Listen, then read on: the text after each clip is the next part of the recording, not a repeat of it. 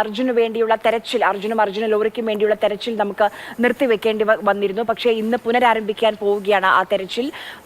നമ്മൾ ഈ ദൃശ്യങ്ങളിൽ കാണുന്ന ഡ്രഡ്ജർ അത് ശിരൂരിലേക്ക് ഈ അപകടം മണ്ണിടിച്ചിലുണ്ടായ സ്ഥലത്തേക്ക് എത്തിക്കൊണ്ടിരിക്കുകയാണ്. ഗോവയിൽ നിന്ന് എത്തിച്ച ഈ ഡ്രഡ്ജർ ഉപയോഗിച്ചായിരിക്കും ഇനി തെരച്ചിൽ നടത്തുക. മണ്ണും ചെളിയും മാറ്റി ഉള്ള പരിശോധന നടത്തും. അർജുന്റെ കുടുംബാംഗങ്ങളും സഹോദരങ്ങളും ഒക്കെ ഈ സ്ഥലത്തേക്ക് ശിരൂരിലേക്ക് ഇന്നലെ തന്നെ എത്തിയിരുന്നു. മിഷൻ അർജുൻ വീണ്ടും അത് കാര്യക്ഷമമായി തന്നെ മുന്നോട്ട് പോകാൻ പോവുകയാണ്. നമുക്കിപ്പം സാരംഗ് സുരേഷും ബിജു പങ്കജുമാണ് വിവരങ്ങളുമായി ചേരുന്നത്. സാരംഗിനൊപ്പം ഈശ്വർ മാൽപ്പയും ഉണ്ടെന്നാണ് ഞാൻ മനസ്സിലാക്കുന്നത്. സാരംഗ്, ഈശ്വർ മാൽപ്പ ഈ തെരച്ചിലിലെ ഏറ്റവും നിർണായകമായ സാന്നിധ്യമായിരുന്നു. അദ്ദേഹത്തിന് സാധ്യമായ രീതിയിലുള്ള തെരച്ചിലൊക്കെ നമ്മുടെ അർജുന് വേണ്ടി നടത്തിയിരുന്നു.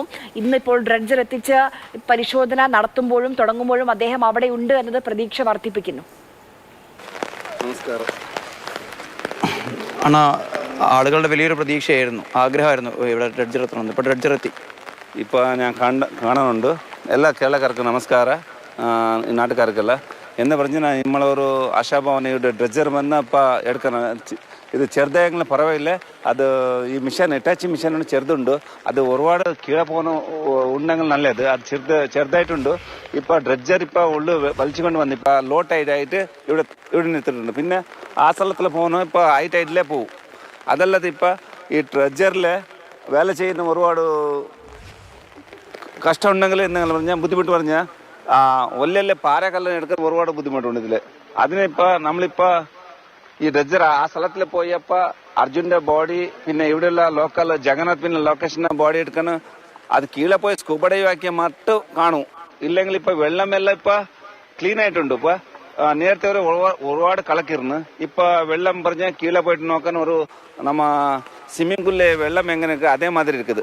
இப்போ എൻ്റെ സംശയം ഇത് ഡ്രഡ്ജർ ഇപ്പോൾ അവിടെ വേല ചെയ്യുന്ന മുன்னாடி ഒരു 10 പേര് സ്കൂബ ഡൈവറിന് കീഴെ പോയിട്ട് ക്ലീൻ ആയിട്ട് തേടുന്നു. എന്ന് പറഞ്ഞാൽ ഇപ്പോൾ ഒരുപാട് നേരത്തെ ഒരു കളക്കിരുന്ന സമയത്ത് ഒന്നും കാണുന്നില്ല. ഇപ്പം കാണും നല്ലതായിട്ട് വെള്ളം നല്ല ഉണ്ടല്ലേ. ഇപ്പം പോയിട്ട് കണ്ടിട്ട് ഡ്രഡ്ജറിന് വേല ചെയ്യുന്നത് എന്ന് പറഞ്ഞാൽ നാളെ ഇന്ന് വേല തുടങ്ങും. ഒരു നല്ല അടിയിലെ ഇപ്പൊ സിലറ്റിന് ഇപ്പൊ അർജുൻ ആയാലും ഇവിടെ 3 ആളിലെ ബോഡി ഇപ്പൊ 60 ദിവസമായി. 60 ദിവസത്തെ ബോഡിന്റെ പറ്റി ഒരു മാംസ കണ്ട ഒന്നും കിട്ടത്തില്ല. അവിടെ കിട്ടുന്ന മുട്ട ഒരു സിലിറ്റനായിട്ട് കിട്ടും. ആ സിലിറ്റന് സൂക്ഷ്മമായിട്ട് വേല ചെയ്യുന്നു. വല്ല ഈ പാലത്തിൽ ഞങ്ങളിപ്പോ എടുക്കുന്ന സമയത്തിൽ മണ്ണിലുള്ള പോയ ഒന്നും കാണത്തില്ല. അതിനെ സൂക്ഷ്മമായി വേലയാക്കിയ മട്ട് ഇത് കാണും.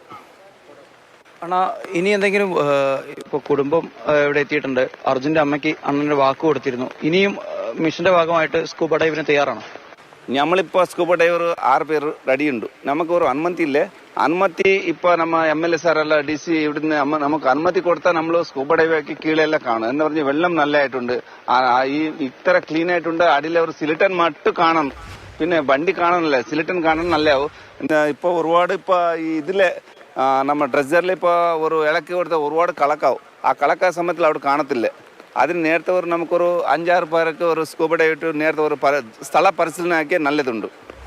കളക്ടറോ SPO സംസാരിച്ചിരുന്നു അണ്ണനായിട്ട് ഇവരുടെ മിഷന്റെ 3ാമത്തെ ഘട്ടത്തിനെ പറ്റി? 3ാമത്തെ ഒരു ഇത് കാര്യത്തിനില്ല. നമ്മളിപ്പോൾ അവർ കൂപ്പിട്ടില്ല. ഞങ്ങളിപ്പോൾ ഒരു ലെറ്റർ എടുത്തിട്ടുണ്ട്. നമുക്കൊരു പെർമിഷൻ ഉണ്ട്. ആ ലെറ്റർക്ക് ഒന്നും അനുമതിയില്ല.